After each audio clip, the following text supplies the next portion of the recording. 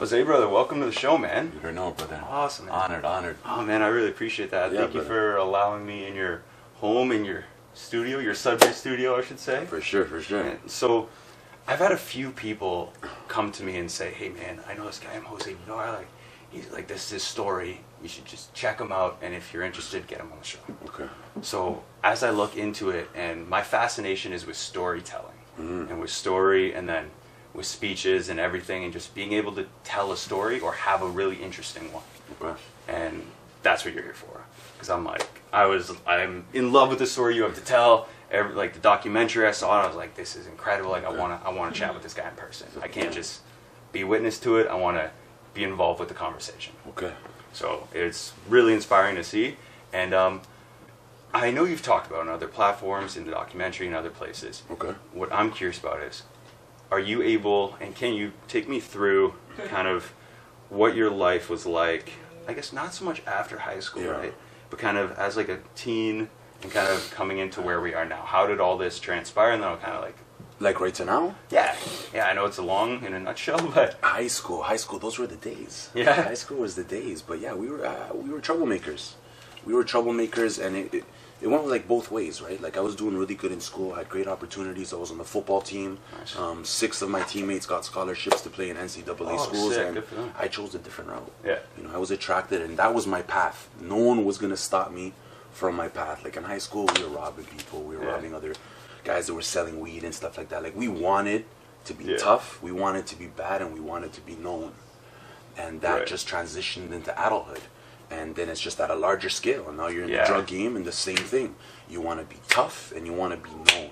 And no one is going to stop you. Right, just at a bigger scale. Nothing is going to stop you. Even you get locked up. You know, I got locked up. That didn't stop me. No. I went in there, same attitude. People are going to know me, and I'm going to be tough. Yeah. So it kind of becomes like a status symbol, right? And it fuels you. You know, in that world, it fuels you. You get the respect level that you get. It's like a high. Yeah. Right. So, did some time in my 20s, came out, got into the drug game, and that's where, we were just flying high, man. We did it all, man. You name it, we did it, and it all came to an end in 07. Yeah.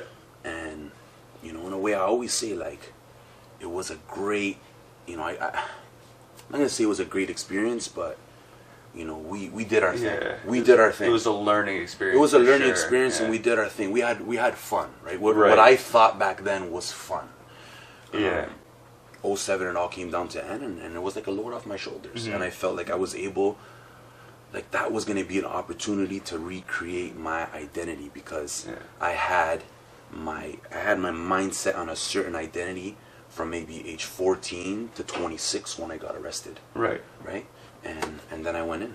So what I'm curious about with what you said there, in what way did it feel like a weight lifted off your shoulder? Like you didn't have a pressure anymore? You didn't have to live up to this 100%. Like, yeah? 100%. Like this identity? This identity that wasn't really me.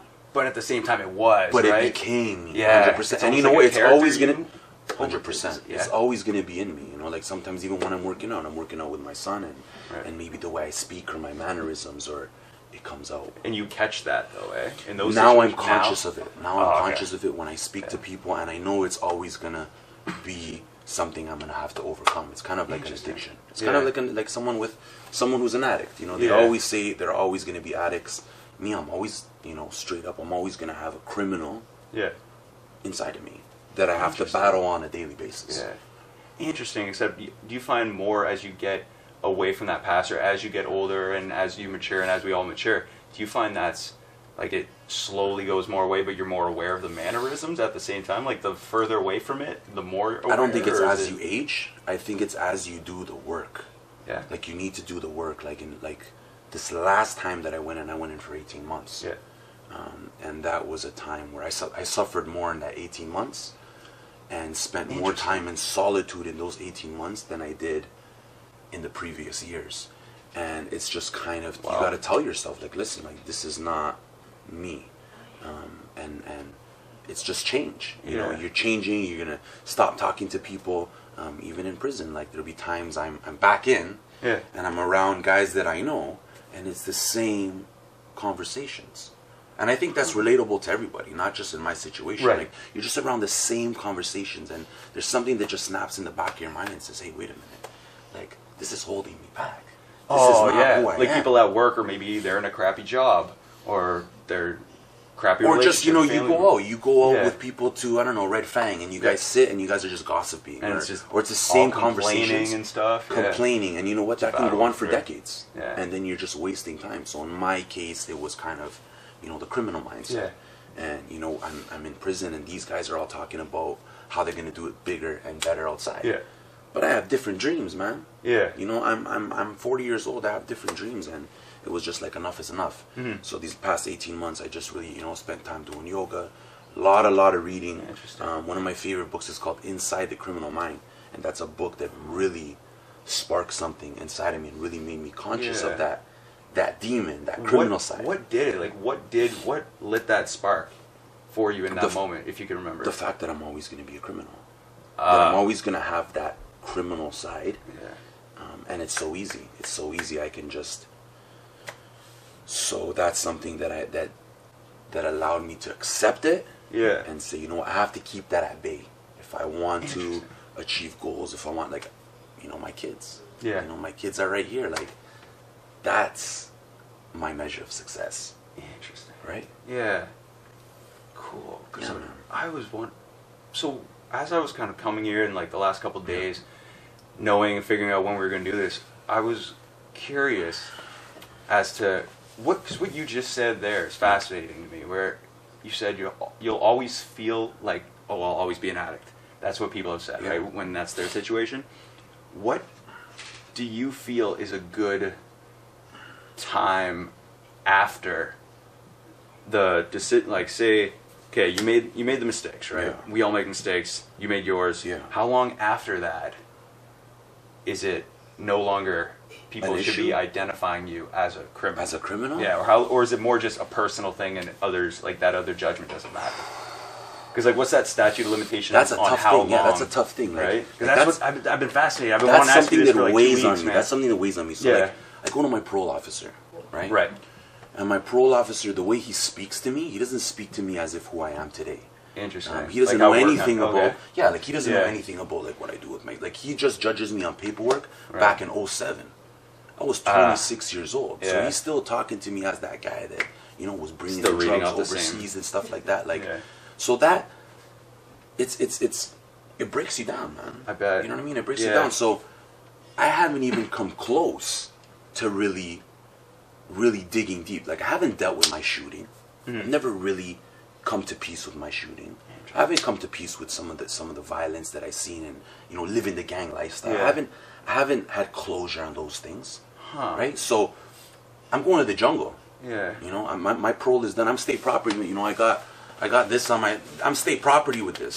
They owe me for 3 more Yeah. months with this thing. You know what I mean? Dude. So Soon. after those 3 Yeah. months, I don't know, man. The jungle is calling me, and I'm gonna Yeah. just go live in the jungle for 4 months. I'm going back to Ecuador, and I'm gonna live in the jungle. And Dude. I was so hoping you'd say the literal jungle too. I'm Like going to the Amazon jungle, and bro, because I've everything. never had that time. Huh. I've never had that time alone to deal with those demons, Yeah. brother. That's when I run. Yeah.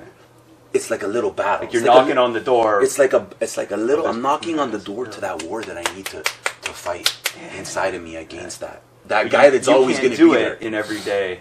You kind of can't do. what we're I doing can't in do it the- in this society because, like I Huh. say, I got to see my parole officer Yeah. every week. All right, you have I'm obligations. reminded. I have sometimes family issues and stuff like that, and we all have resents, and sometimes Yes. my past is thrown back at me, Yeah. thrown into my face. That holds me back. You know what I mean? There's a lot of restrictions. I got financial disclosure, and I'm not trying to make excuses, but Right, absolutely not. there's no way I can deal with that. Like I need to close this chapter of that book, this 3 months, Yeah. and then I feel that I can actually move on. And there's just too much noise, man. There's too much noise in Sudbury. There's too much noise in Toronto. Because and I had this written down because I was like, Yeah, man, for sure, here's brother. another thing I was curious with. Say after this parole, because you say it in the documentary, Yeah. you do say, and I don't know if you recall saying this or where it's like freedom is your most important thing. You've said that 100%. more than plenty of times on 100%. Instagram, social media, Yeah, right? And freedom. speeches, everything. That's your driving Yeah. force. But technically, that's not what you are right now, right? Not at all. Yeah, Sort of. technically, it's sort of like I say too. Freedom is a mind state. Like Right. there's some people that are probably feel more trapped, But and they they can feel go they have anywhere. restricted, but they can go anywhere. So physically, I am limited, Yeah. right? But I am choosing to be free, and I'm Yeah. choosing to explore. Whereas other people, Man, I that's guess, a really good way of looking at it. Wow. yeah, like I I'm never not thought settling, of that. brother. I'm not settling. Yeah. I just gotta keep Mindset. pushing, right? Yeah, for sure. Freedom is a mindset, man. Like even in prison, Yeah. there's you know, some of us are more free than some of the jail guys. Like they're working Yeah. 16-hour shifts, and you know, some are good, but some are miserable. Some are miserable, and yeah, man. So it's and you can tell, you can look at them, and you know they're not free. Yeah, you're Right. going home, but you're not free, and you're gonna be working here for the next 40 years, and you're gonna Yeah. retire when you're 65. So, who's more free, man? Me or Yeah, you? and we were talking about that earlier on the phone like a couple For days sure. ago. It's like, man, that's that scary thing that 100%. I'm trying to bring with the show and bring awareness almost to this issue that people won't, Yeah. society won't admit Yeah. that there's a problem with that. There's a huge problem with that, and just Right. like, you know what, man, you just made me think of something. So, even the way I've been living now, like I'm living very carefree, very no regrets, and I Nice. want to continue to chase my dream. Mm-hmm. And even if I don't accomplish my dream, yo, I'm cool with that. But chasing that dream is what keeps me alive. That's that what keeping keeps that me young. proper, I'd rather do relaxed, that freedom mindset. than conform to a certain lifestyle. And I'm not saying like 9 to 5s and stuff like that are bad. Right. But 'Cause some are I feel people enjoy. Exactly. Yeah. Some are, if you, what I'm saying is if you're gonna do that, then let it be your passion. Let it be, you know, a small part of your dream. But let's say, you know what, I give up my dream, and then I'm saying, okay, I'm gonna go work in the mine, or I'm gonna go do something. Yeah. It's taking a part. It's taking a part of my soul, brother. It is, I'm yeah. losing my dream, and then what kind of life is that? Right. Yeah, it doesn't. It's not one I want to live. Not at all. We don't need to live like But, that, brother. no, we don't. We can live a simpler life. That's what I'm trying to do, man. Yeah. Just live a simpler life. Just what I wanted to know was if what was the first thing you're gonna do with your complete freedom? Well, you answered it. Ecuador. Yeah, man. I'm going back home. I'm going to the motherland. That's Motherland, that's my land, and I'm gonna go and I'm gonna eat their food, and I'm gonna talk to locals. And that's one thing too about prison. When you do a lot of time in prison, you're like thirsty for human interaction. I bet. And a lot of people don't understand that. Like even over here in Sudbury, when I first came, you know, I would see someone and I would come up to them and approach them and talk to them, and you know, people get spooked by that nowadays. Yeah, you know what I everyone mean? People are nowadays. not ready for that type of stuff. Remember, I come from a different generation. I went in 07. Yeah. So prison is like a time machine, brother. You know what I'm saying? You go in at 26, 27, your life stops right there. And No then you're kidding, living every day is the same thing. You don't get any like intel on like. Of course you get here intel, and but the there. world out there is revolving. Right. You're in prison and you're not really growing emotionally. Every day is the same day. Interesting. Every day is the same routine. So you're in for 13 years. I went in when I'm 26. I did 13 years. So I still feel like I'm 26. My mentality is still like I'm 26. So much stuff has happened for other people on road. Wow, so you see all that growth and development in the world around, which is hyperspeed, man. 100%. Nowadays, it's hyperspeed, growing with tech and everything, and then come out, and now all of a sudden it's like 30. Dude, that's a long time. 100%. You come And out, I come home and it's the technology is insane. Like I didn't even have the first iPhone from when I went in. And now Yeah. I come out and everyone's on their phone. I'm walking and everyone's. Oh man. So it's a completely different world. Bro. Yeah. You know, my kids call me the caveman. Christian calls me the caveman, but yeah, man. So Yeah. it's just What? Man, that's insane. yeah. And I feel like back home, people are a little bit more social. People are a little bit more open to, you know, you going into a bar and sitting next to someone and drinking with them. And, Yeah. Right? I just find it's a little bit different in small cities like Sudbury. I don't know Yeah. if you agree. Dude, with all the countries I've been to, my favorite part of the traveling aspect is the connecting with other people. Yeah. But it's you can sit down, or you can be in a bar, or you can be at a hostel. Yeah. You could be on a bus, a train, 100%. walking up a mountain with a group Yeah, of people, man. and go, "Hey, where are you from?" Yeah. I'm from I'll say Ottawa. 'Cause Yeah. I'm like, "Oh, I'm from Canada." And people are Yeah. like, oh, Canada, you guys are so nice, right? Yeah. And then people are like, oh, where are you from? Oh, I'm from Mexico City. Oh, where? No way. Where? Oh, I'm from Sweden. I'm from Finland, Germany, Belgium, everywhere. And you're like, man, I want to hear what you have to say. Like, this is cool. And then you can sit down for hours. Time seems to stand still, but 3 hours later, you know this person better than you know most of the friends you've grown up with for 20 years. Yes. So you see what I said back then about too much noise. You can't do that here because people are too consumed. They're too consumed in, work and careers and whatever else is going on in their heads. But when you go on vacation, people are a lot more open. Yeah. They're more open spiritually, physically, and emotionally, right? It's insane. I don't know what it is. Like, if you step off the plane and, like, the planes hold this time warp, I don't know. Yeah, bro. And maybe that's where we have to dig deeper into the mentality of freedom. People go on vacation for freedom. Right? Yeah. It's that little, as well. Yeah, like, okay, we're going to work all year and we're going to take our 2 vacations, and they're going and they're kind of free. Yeah. That's kind of like getting a pass out of jail, in a way. Yeah. For some people. Right? Like, you get to see that something completely new out of your element, way away from what you are used to. Yeah, and it's carefree living, man. Cool, like, no bills and no phone calls and no noise, man. But I think the noise is... To that, though, dude, the intention of why you're doing it, because you said vacation, and I don't like that word too much. Yeah, that could just be me. Yeah. But So what do you call it? Not so much experience, more an adventure. Adventures, right?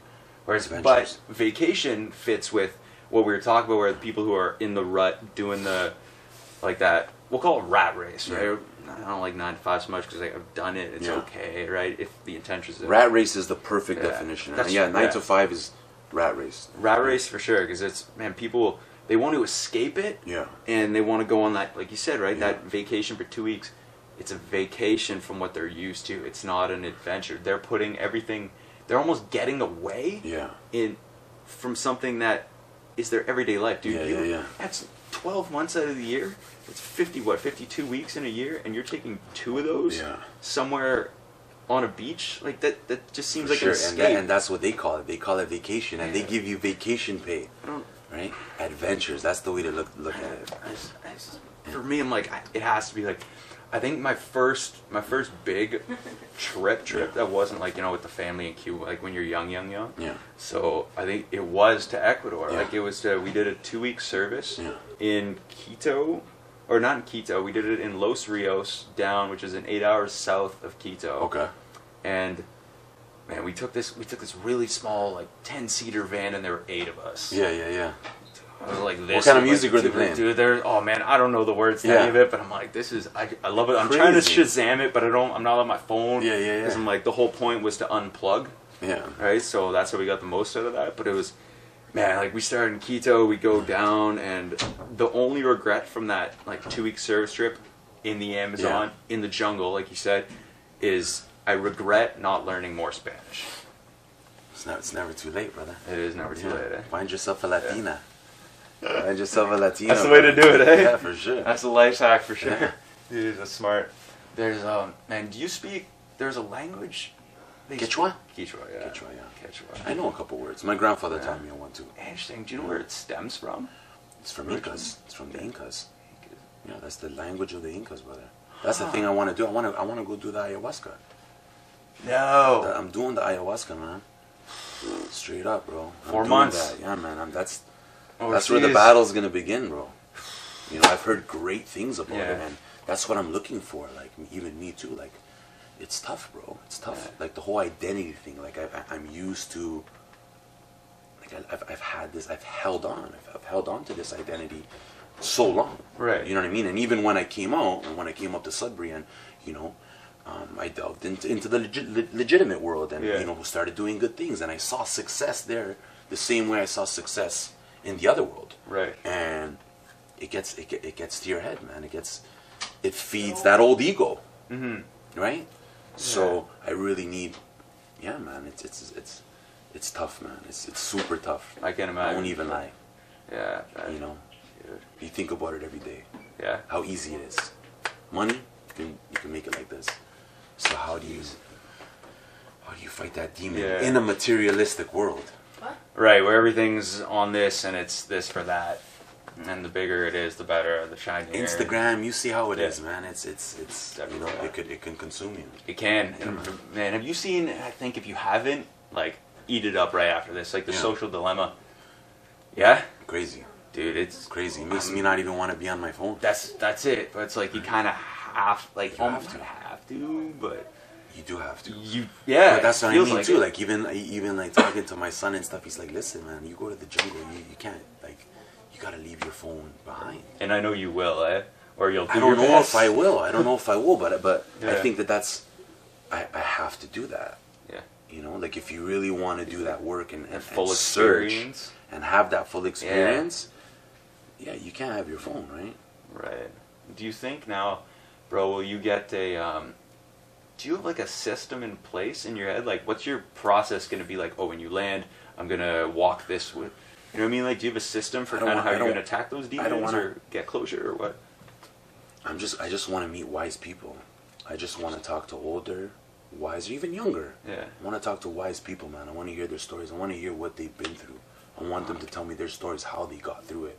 And I think, just it's you know, the same spirituality that has been there since the beginning of the time. That's in the jungle. So I want to learn about that. I want to learn how, you know, those people have persevered. And hopefully they can give me some insight into what I need to do for myself. Interesting. There's been so many fascinating people I've met. Not just with like Ecuador. We had a jungle guide named. Ecuador's beautiful. Dude, guys. it's beautiful. Underrated. It's underrated, lad. There's some pictures I have. I could send you after. Yeah, please. That looks sick. It's the land of volcanoes, man. We got the Amazon. We got beach. We got the mountain regions. It's incredible. It was one of those things, man. Those roads, though. The roads are scary. They're terrifying. The roads are scary, man. One false turn and you're... And it's not just like you're off a rock cliff and you see the next road there, and if you land the right way, you're good to keep going. You don't even see the floor. No, you know, and it's all fog. Man, I have so many cool photos.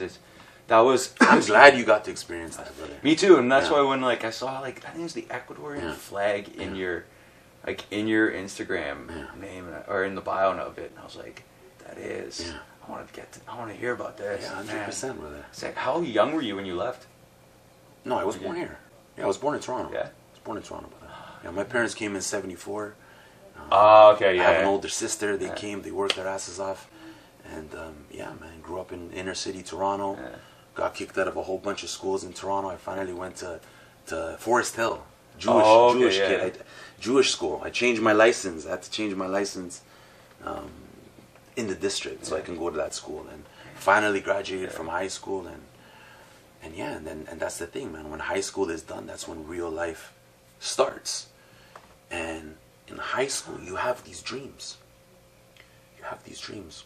Like in school, like my dreams when I was in high school was, you know, always from young I was working at a nonprofit in Christie Pitts. Yeah. Writing, drama. I was in drama class. I would sing solos in high school. So what happened to that? High school ended and adult life came. I had a kid at 19. Yeah. Had a kid at 19, you know, started hustling, became an adult super quick. Forgot about those dreams, man. Forgot about the realness and the pureness of those high school dreams. And right now I'm trying to relive that. And you find those dreams, like when did they start to catch up to you so that you realized, oh, I got to act on these? Prison, there were a lot of things that happened in prison that you know, kind of lit that spark, and especially with the public speaking. Like I joined Toastmasters in prison, in the penitentiary. Right? It was in prison. Like, you started that, eh? So it's like, wow, like these are outlets. Like I said again, I don't want to be in the yard having the same conversations. How'd you get into that in prison though? That almost seems... It's volunteers, man. There's volunteers that dedicate their time, that come in and want to help guys. They got writing groups. They have they got a lot of good groups, right? So. Yeah, man, those were the things I took advantage of, and again, it lit that spark. Yeah. And it kind of gave me flashbacks to who I was in high school. The real me. Yeah. The writer, the kid that would laugh a lot, the kid that would joke a lot, the singer, the drama, the acting. And that's what I want to get back in. And it's not I'm not looking for success. Mm-hmm. But I want to chase that dream because it makes me feel alive, and maybe even inspire my kids to follow that. You know what I mean? Yeah, and sharing the story, which is like and the majority sharing my of it. story. Yeah, sharing my story. It's a crazy cool, like interesting story to pick apart and like. Yeah, bro. I feel like I have to. Like I'm here. I'm alive. Absolutely. I shouldn't be here, and it's not even just the shooting. Yeah. Way more stuff have happened before that I shouldn't be here talking to you, brother. Right. I made it to 40, man, in a world that, you know, kids are dying 20 years old. So it's like, I want to be able to tell my story and hopefully, you know, if people can connect with my story and find some sort of inspiration. Yeah. 100%, bro. That makes me, that gives me meaning, bro. Right. You know, keeps me going. I like that a lot. Thank you, brother. Thank you. Yeah, that's just what it is, you know. Oh, and I'm grateful you're able to be comfortable enough, or at least confident enough and secure enough with what you've gone through to be able to tell it. Because, like you said, the reason you want to go, right? Yeah. To the Amazon, you said meet wise people, hear cool stories, old or young, doesn't matter. You want to hear them all. For sure. And that's what you're doing, and that's what I'm trying to bring for other people as well. That's how we linked up. I'm like, man, everybody's right. It's for sure. And I was same thing with Jen on like my like a couple days ago. Yeah. That was my whole thing. That was her whole thing. It was like she would go to coffee shops. And this might be a cool thing, or maybe some and talk to people. Yeah, exactly that. Exactly. No, but see, that's what the world needs, no laptop, bro. Nothing. The world, especially at this time, needs to see different perspectives. Yeah. Needs to see different perspectives. But we can't because everything's so limited. So it's like you go to a coffee shop, you're even saying, you're like, people are very like, whoa, whoa, whoa. Yeah. It doesn't matter if they know you or not. They're like, I gotta get a less intimidating face, I guess. For Jen, it's easier. Jen can much go easier. You know, for me. Yeah. But like, I'm working on the main mug. There was a there was this dude, like author, if you've heard Malcolm Gladwell, I'm sure. He's the man, of course, man. Tipping Point. Outliers. Outliers. I haven't read Tipping Point though. Am I missing out? Like no, it's the same. It's the same. It's the same. Idea? Yeah, it's the same. Nah. Yeah, it's the same as Outliers. Okay. Yeah. That's all I read, bro. Malcolm Gladwell, Robert Greene. Robert Greene has some crazy books. Yeah. Dude, there was Malcolm Gladwell did I guess because Jen was telling me as well. She was like, with Malcolm Gladwell, he would, I guess, a style he would use to get inspiration for stories, or even just hear stories. We'll go to a pub or a what's it called, like coffee shop. Sorry, this might work as a strategy for you, like you said. You know, she's probably easier for her to approach people. Yeah. Even though she says like with COVID, it's a tough time. Like I have a tough time doing that because I'm starting to like imply that technique a bit more for this exact reason. Yeah. Right, the storytelling aspect of it, and hearing and seeing kind of what this guy Malcolm does is just fascinating. So what he would do is he would go with his laptop, sit down, and just open ears and listen to what everyone else is doing. Yeah. And you could even do it where if you don't need to get work done or you just want to be inspired, no phone, no laptop, you're almost forced because you crave connection. 100%. Well, right? I do that, man. I was just doing that at Couple of Joe's the other day. Really? Yeah, man. Left the phone in the car, just went in there, and I was just observing. Treated myself to a nice latte, a nice little dessert, and yeah, man, I feel that. Like you just listen to people, and it's just like life. You hear people laughing, and you hear people arguing. Or I even had an Instagram post that I went to the cake, and I went there alone. The same thing. You hear people arguing, you hear some people laughing, you see some people smooching that are in love, and and it's beautiful. Like technology, I feel has made us less. We don't observe those things. No. We don't catch on to those little simplicities in life that are beautiful. That are beautiful. The simplicities of life are beautiful, man. Yeah. And that's what I think inspires me and drives my... I want to travel. Like, dude, that's why I went all across the country this last year. Or this, 2 months ago. Yeah. Where did you go? I went... Van? Yeah, I went as far north as Victoria and then drove back with 4 of my best friends. How long does that take? Dude, it was like 2 months? We did 2 weeks. Where would you guys camp?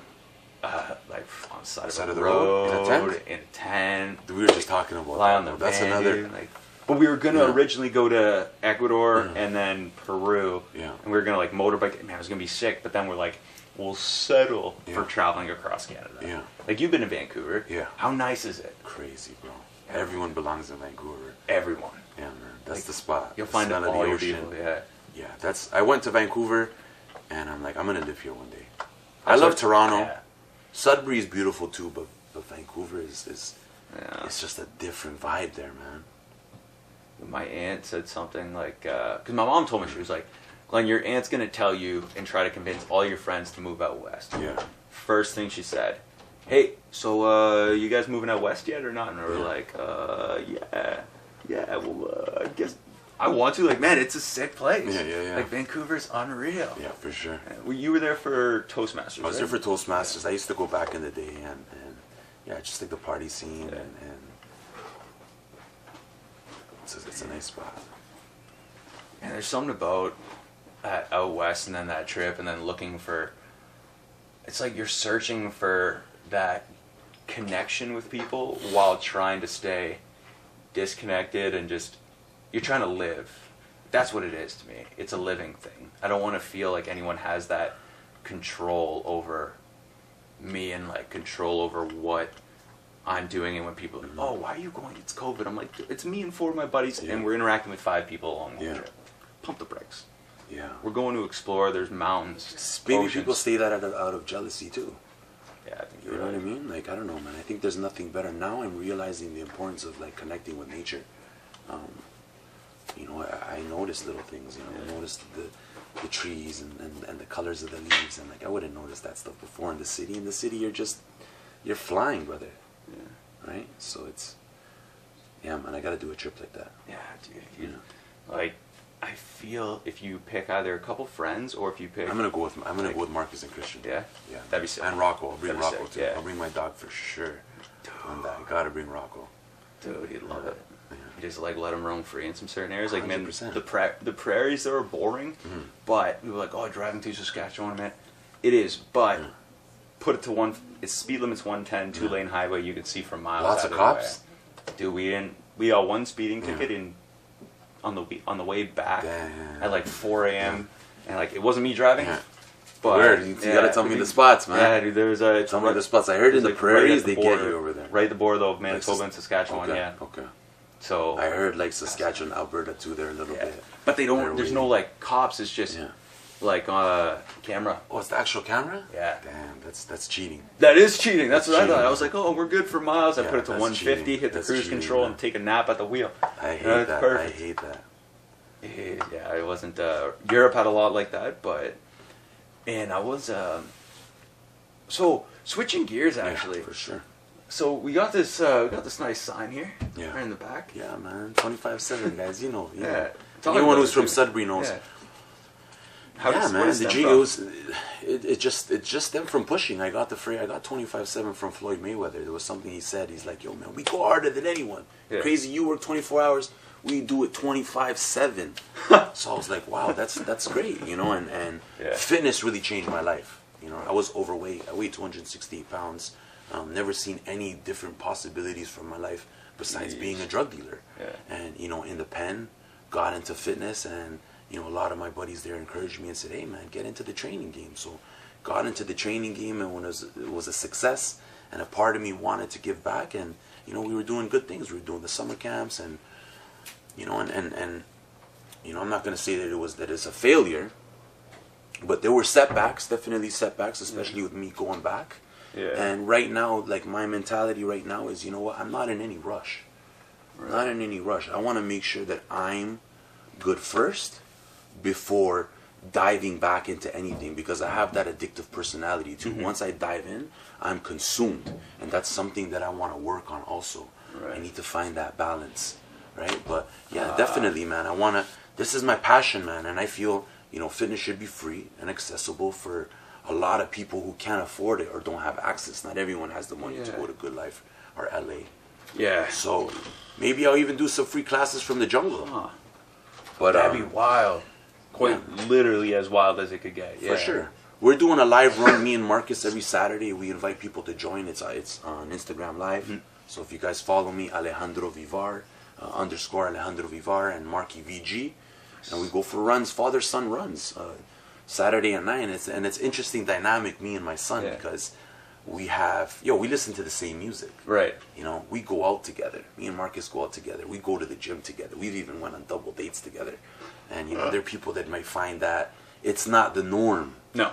But, no. You know, the way me and my son are working through it is like, yo, I'm with you every day. Like, I wish I had my pops to be like, yo, Dad, let's go for a jog. Or let's go lift together. The dynamic works. The dynamic works. And, you know, I would even say that we're more friends than it's a father-son relationship. But I'm cool with that, man. Because I get to connect with my son and even my younger son on a completely different level than if it was just like that. Awesome. The way I was raised, you know, like we talk about everything. We're open about everything. And that's allowing me to grow. And that's a part of me wanting to say like, yo, man, gotta put that shit in the past. Gotta work on myself so I can be a better friend to my sons and have their back to the fullest. Being there for them like when they need it. 100%. And I think and you've mentioned it on your Instagram before, but it's not so much, it's like saying all that's well and good. Now let's apply it, because it's the application of the ideas you'll have. But I think saying right? helps. Like for me, saying stuff holds me accountable, helps me do it. Right, there's an incentive to follow 100%. Like I told myself, hey, what am I doing here? COVID, I'm eating chips, I'm eating Doritos, I'm eating Haagen-Dazs ice creams. It's easy to get into a bad habit for sure. And then I'm like, what am I doing, man? Again, like I'm forgetting my passions. What happened to running every day? So I went on Instagram, this was October 1st, I went on Instagram and I said, yo guys, I'm running 10K every day. I'm going to post every day, 10K every day. And me saying it, it's like, yo, I'm that guy. I'm not going to be that guy that says something and doesn't do it. And you don't just say it to two people either. You're like, yo, you're basically saying it to the world. That's it. So that helped me. That really, you know, like going on Instagram and saying that really helped push me to do that. You know what I mean? And I feel like that, like if you're using social media for that type of stuff, it's good. Even in terms of the time, like sometimes, you know, we're on Instagram for about an hour. I'd rather be putting stuff out than watching. Right, you'd rather be that's just my mentality. A creator than a consumer. 100%. And that's that. And everyone can do that. Everyone can do that. So stupidly easy, man. Show whatever, man. Show the little your plants. Show us what you cooked. Tell us your thoughts. Your story, some like everyone has a story. Inspiration or some, because there's that fine line though, right? Like if it's good, you're motivating people, you're inspiring people, but you're also, when you're doing it, there's a way you're doing it where, and buddy Nick, right, mutual friend of ours, savage, right, hard worker, beast right there, such a good dude, hardest worker, like he's the man. Yeah, hands down, and he's but he's not just telling you to do it. You're not just telling me to go for it. I haven't run more since I started following you. Like I'll run a couple times a week. That's what I'm talking about. I have like a busy schedule, right? That's we're trying to make contact, and it's like, well, dude, I'm like, I'll work like 10, 12 hours, and then I'll go train jiu-jitsu for 2, and I'll play guitar, and like I got a girlfriend, so I got to take, like, she takes priority over some things as well, right? So, but I'm like, the show, like I got to do the show, and I got to prep for this, I got to be ready for everything, and so I find doing that, and then he's like, man, he's putting it out there. He's like, hey, boom, you're doing the same thing. You're telling people you're able to be accountable for that. And like, I'm like, yeah, I can get a run in a week, and then post that. You did it. Post that. Let's share it, like man. I should. Like you did it the other day. You said like, these are my benefits from why you're running so much. Like, you're like, I'm like you're just over 200 pounds. Like, did you say you used to be 260? I was 268. That's a ridiculous drop. 268. That's such a big drop, man. Like, I don't think people realize how big of a weight I'm gonna post some pictures. That's sick. Yeah, do it before. Fat drug dealer. Fat drug dealer. Lobsters and fettuccine. Lobsters and fettuccine. Damn, bro. That does sound delicious, though, despite the scenario. It's delicious, but 2 in the morning, 3 in the morning after the club. Yeah, it's not good, brother. Not the great. It adds up quick. No, oof. But dude, that's that's something I'm doing, and then seeing you guys do it, and then I'm like, I can run. It's like Jose's running. Why can't I run? I'm very competitive that way. When like that's it. It's like, oh, buddy's running. Why are these? It's like, it's not so much of like a negative where like, oh, they're not better. Fuel. It's a fuel. Yeah, it's like it's motivating. And motivation kicks that 100%. gear. Like it puts that car in a drive. Yeah, man. And then the discipline kind of Well, it's takes like over. having it's having accountability partners. Like even you know on the Nike Run app or on Strava, you know, I'll see somebody pass me and they just ran 18K, and it's 10:30 at night. I'm like, you know what, man, I'm going for a run. Yeah, you but you go and running, man. I don't know what it is about running, but you gain so much insight. You feel free. And it also, like, it allows you to it allows you to be okay with pain, man. It does. It's weird how it does it. Yeah, it's weird how it, little by little, you get stronger and you get more tolerant to pain, bro. Mm-hmm. And you love it. That's where the high comes from, I think. Yeah. It's because, man, I found, I want to talk to you about this, was with the running aspect of it. I'll feel all well and good, but then you get to that like 40% mark where you're not quite at that hump. But it's like I'll run 5 to 7K, right? Like once a week. But I'm at like K number 4, 3.5, and that's where you're feeling it, and it starts to kick, and then you're like, all right, I'm just shy of halfway, and then that's where that switch goes, where it's now all the motivation's gone. It's like I could stop right now if I wanted, and I will have accomplished a run. But I'm like, the discipline to keep chasing, I think, is what 100%. What keeps 10K going. honestly should be a standard, man. 10K back in the day, people were running. 10K should be a standard, I think, man. But what motivates me, like, you know, I'm doing 400K this month, so I do 2 10Ks. I do one in the morning, one at night. But the people that inspire me, there's guys running ultras, man. I have friends that are doing 100-kilometer runs. They're running 16, 18 hours. Jeez. And I see how they do it, and it's just like, wow, like the human body is capable of anything. Crazy. And it's one of those things that you want to cross off the list too. You want to be able to say, hey, I ran an ultra, and hey, you know, right? Do you have one of those goals, like ultra marathon? Absolutely. Triathlon? Absolutely, man. I'm going to just run a marathon myself in January. Oh, wow, nice. So I'm going to try to get it under 3.5. My best time is 3:16:56. Wow. But, that's quick. For sure. That's quick. For sure. I weighed 185 at that time. But right? So I don't want to lose too much weight. 195, you know what? If I get under 3.5, I'll be good. Yeah. Nice. I'll be good. But running, guys, you know, you got to get out there, run. And I think people need to do things that are more difficult. Just on average. Like, do one difficult thing a day that forces you to have that switch flipped where it's like, okay, now I need to go. Like, discipline's kicking in. 100%, right? I agree. And it's everything is just too accessible. Way too accessible. Way too accessible. Right. Could be a good thing, you know, like, you know, our parents were old and our parents would talk about us. And now I'm talking, you know, the same way as an old person to my kids. You know, maybe the accessibility is good. It gives them more time to be creative and stuff. But physically, you know, I always encourage my kids, and you guys need to get off your asses, man. Do something physical, right? Play some ball, go for a jog, and man, it's beneficial. Right. Absolutely. And bro, there was something that my buddy Dan, who's like, he was on like my 22nd episode of the show, and shout out to him. He's a movement and fitness.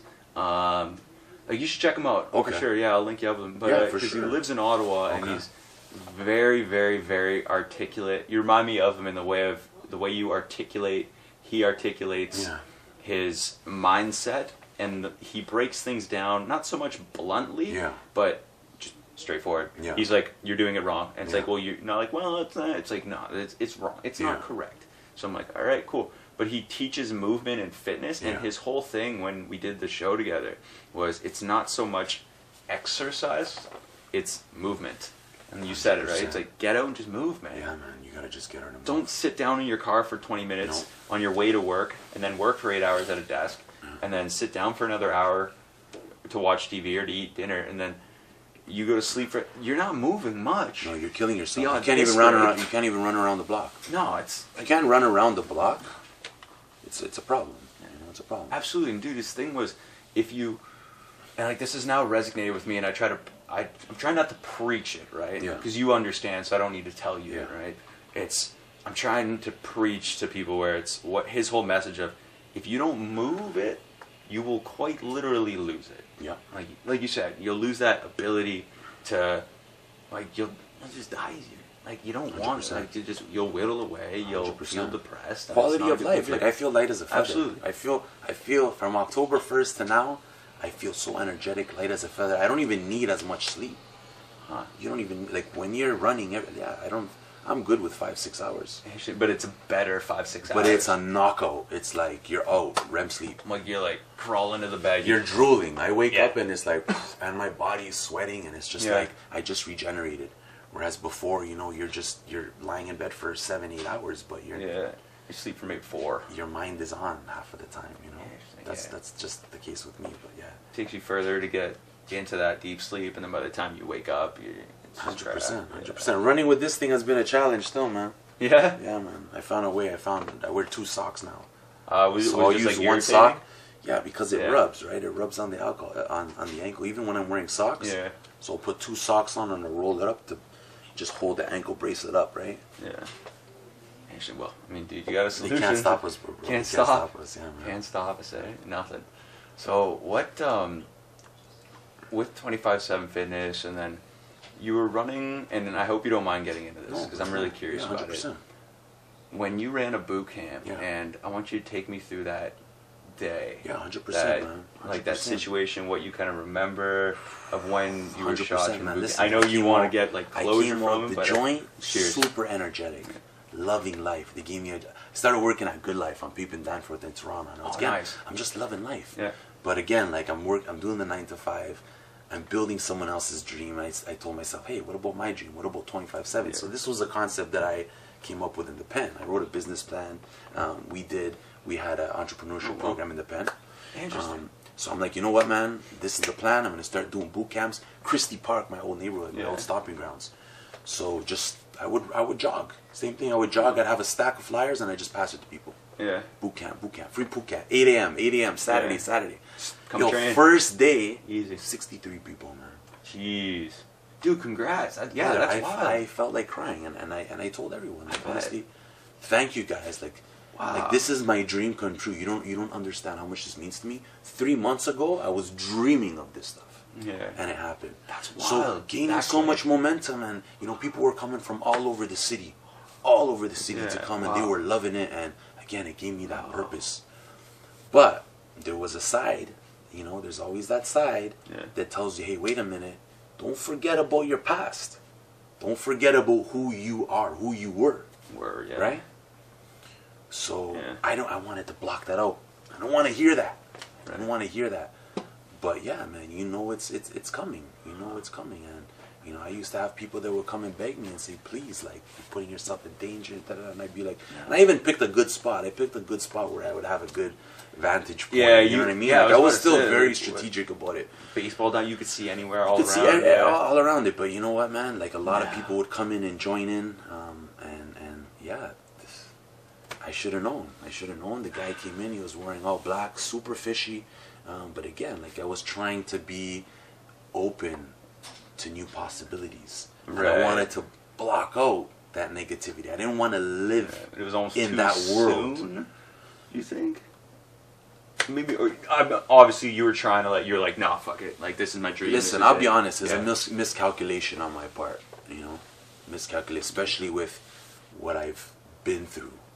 But again, I came out very humbled, and I wanted to be. I didn't want to be in that, you know, fight or flight mindset. Right. I really wanted to just have peace, and we were gaining momentum with the boot camps. Yeah. So this guy came in. There was, like I said, there was always a lot of drop-ins, and we let him work out with us. Right. But in my mind, I'm like, shit, this guy here looks fishy. And even before everything happened, I was gonna go to one of the guys there and say, listen, I'm gonna jump on this guy. Yeah. And you gotta jump on him too. We're gonna just see what's going on. You gotta keep an eye out. But again, there's something saying, no, man, you're just tripping. There's nothing. You're living a new life. You're not bothering no one. So yeah, I did some wall sits, and I just heard something like firecrackers go off, and you smell it. Yeah. That's all I remember. I'm like this, and I hear firecrackers, and I smelled it. I smell gunpowder. And in my mind, I'm like, hey, is this a joke? until you're actually leaking. And then everything moves in, it goes in slow motion, and then everything just, and then it's pandemonium. People screaming, I'm losing my breathing. And yeah, man, that was one of the craziest, most surreal experiences of my life. But like I always tell people, I always knew I was going to go through it. So when it happened and when everything started moving again in fast motion, I'm like, okay, this is it. This is it. And I'm gonna survive. I'm gonna survive. And you know, my son was there, my whole family was there. And if my family wasn't there, I think I would have died still. Yeah. My family being there, and even all the support, everyone from, not one person from the boot camp, right? Everyone wanted. There was a circle around me, man. When we got to the top of the hill and the ambulance came, surreal experience, man. It's not fun, man. It's not fun, but stay in school, kids. Straight up. But yeah, man, it's a part of my life, and I survived, and what more can I say, right? Yeah. Wow. Yeah, it was something I was not I wanted to ask you. Yeah. Right? Yeah. Because my whole point with the storytelling and hearing yours is I want to understand the perspective that you have to share. Yeah. So some people don't have to live the experience in order to learn from yours. Yeah. If that makes sense. But that I've learned the reality is people don't listen. Like even the gun problem in Toronto, like I used to think that, hey, we could fix it and we can change. And you know what? The kids that are hardened, the kids that are doing these shootings, they're too ingrained. Like I go back to me 19, 20 years old. I don't care if you're 40 and you've been through shootings and you were this or that. You can't tell me to get out the game. Yeah. You can't tell me to put my gun down. I'm making X 2, 3, 4, 5 grand a week. Yeah. How are you gonna tell a kid that's banking 20 G's a month to put his gun down and stop doing what he's doing? Yeah, there's no nothing stopping incentive. him. Yeah. There's nothing stopping him. So even in my that's my path. Wow. That's the path, man. It's kind of like destiny. You know, when I got shot, that kind of was you know, the end. I feel like it was the end. It was like a different, like almost a version or a character had died. 100%. Something like that. 100%. And it's like, no. It was like a rebirthing of... It was a rebirth and a reset. Yeah. Absolutely. Absolutely. That's interesting. Yeah. That's wild. Mm-hmm. Man, that's wild to me. Jeez. I'm trying to... But that's what I'm saying. We have comprehend that. Like, brother, without adversity, without struggle, like, we're never going to build character. Yeah. You know? We can't be scared in life. And, of course, my situation was extremely drastic. But for me, and all the stuff I did and the work I needed to do was necessary. But a lot of people are scared to, you know, face adversity or face judgment or... Judgment is the huge... Nowadays, everything on this, dude? Oh, people don't want to say anything. You don't have to go far for judgment. People don't want to talk about... They don't want to say their opinions or nothing. You know what I mean? They don't want to even post their pictures because they feel like... Judgment, like you said. Judgment, yeah. But that's you're never going to be yourself. You're never going to fulfill your potential. Yeah. And right? You're in a bubble. You're in a bubble, right? So... Yeah, it's unfortunate. And I find, especially now with social media, you're forced to almost, and you've done a good job of going against this, but you're almost forced to keep inside, like keep your personality down a bit. Yeah. Like you can't be as, like, oh, I can't be singing one day, doing this. You know, and my buddy Devin's good at this. But why can't you? Like, that's what I'm saying too. Why can't you? There's times, listen, there's times I feel super sad. Yeah. There's times I feel like I want to sing. There's times where that aggressive side comes out. Like there's times I'm jogging and I get angry. Yeah. And I get angry and I want to express that anger. And I want to tell myself that, hey, yo, it's okay to be angry. I don't have to pinpoint it on something. Mm-hmm. We're humans. Right. We have to embrace those emotions, bro. Yeah. You know what I'm saying? Absolutely. And people are scared to show emotion. People are scared to be their authentic selves. Like even me. Like, you know, today on Instagram I talked about crying. Mm-hmm. You know? Yeah, I remember that. I would never have talked about that 10 years ago.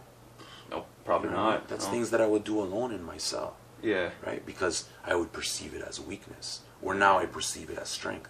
Right, because it's a confidence that you have to express that emotion. 100%. Yeah. 100%. That makes sense.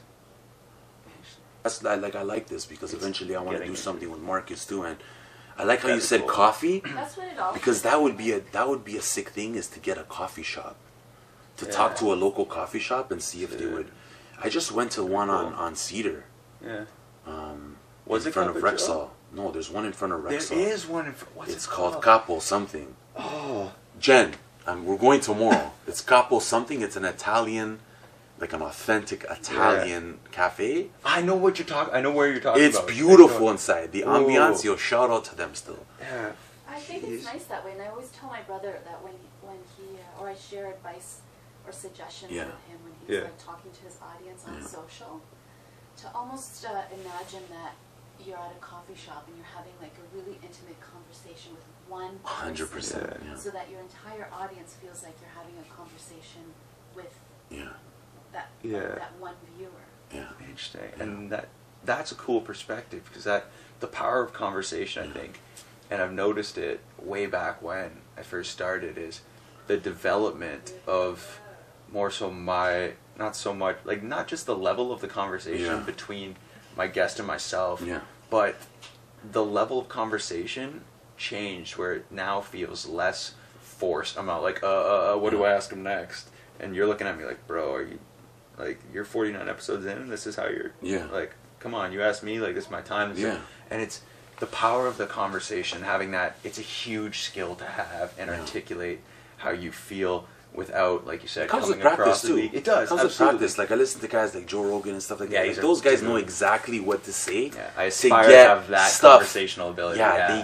They get you talking about, like, what people want to hear about. You know what I mean? And that's like some of his techniques. Like, I'll listen to his stuff and podcasts twice every episode. One, to listen as I'm a host. I want to hear how the host is telling the story and asking questions. And then I want to hear, okay, now let's actually be entertained for the educational purpose, or to laugh if it's comedy. Yeah, I think you just have to go to guys and say, listen, just talk to me. I'm your boy. That's it. I'm your boy. We're chilling on the couch. That's it. And that changes the mindset, right? Because even like you said, like we can get tense and stuff like that. You know what I mean? And maybe at times, like, it has to just be conversational, like two buddies chatting, right? Yeah. That's what it is, bro, you know? And it's a body language thing as well, with the, like, 3-person setup, right? Where it's like, hey, we're talking to each other, but we're trying to do it in a way where we can let the audience in on a conversation between ourselves. Yeah. Right? It's like, hey, you're that person. You're Malcolm Gladwell at the coffee shop listening to you and I tell stories, and then that guy's sitting on his computer going, is he asking him about this kind of question? How is he going to react to that? Oh, great follow-up. And then it's more, there's an intrigue in the conversation that's sparking because of the skill that I bring and the ability you have to articulate what you've been through. For sure. And it's phenomenal. And I'm like, man, it's intriguing above all else. And I'm like, I'm grateful that we're able to do this now, instead of, like, if you were episode 5, I'd be like, it'd be a lot of uncertainty in my questions, where now it's like, I know my preparation, I know what research I've done on you. If I say something that's wrong, we've talked about, like, any keywords, and then, like, it's, come on, brother. It's it, right? Yeah. It's easy. Yeah. It should feel natural, and I think you're the reason why many people, for this reason, I think alone, above all else, why they're like, yo, get Jose on, was specifically, all of them said your ability to articulate what you've been through. And I was like, this is going to be good. Yeah. So it's like, anything, I'm like, let's just hear his story. I'm like, I want to do research, but I don't. I'm like, I'm not just gotta hear. You gotta hear the raw. You gotta hear the rawness. Yeah, and it's more natural. Right? Yeah, it's more natural, man. It's yeah, I feel like I still have a lot of time to go, and I feel like I still need to talk about it. Yeah. But eventually, I don't want to talk about it no more. Interesting. I want to get to a point where I don't talk about it no more. There's two sides of me react when you say that. One, I go, I'm glad I got you before you don't want to talk about it. That's the, like, host in me that's like, hey, let's perfect. You're able to sneak me in. But the second thing that goes is, I'm grateful that there, like, for you and being able that there will be a time where you're like, that was somebody else. Yeah.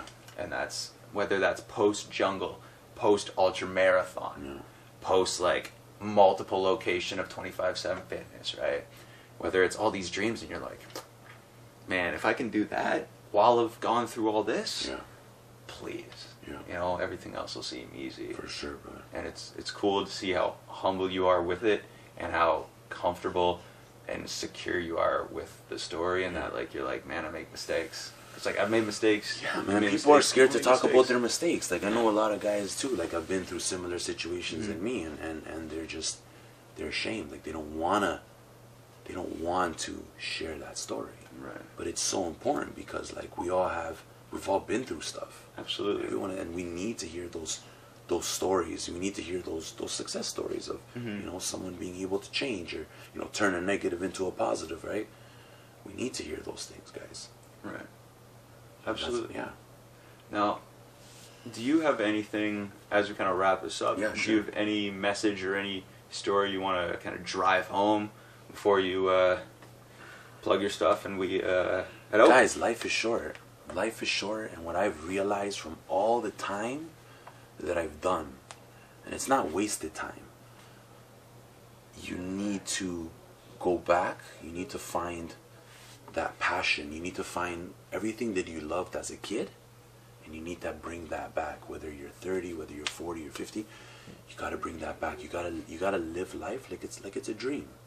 And whether it was you liked painting, you liked to play soccer, you liked public speaking, you liked writing, you need to do that, and you need to put in work. You need to not just do it half an hour a day, or make it a big part of your life.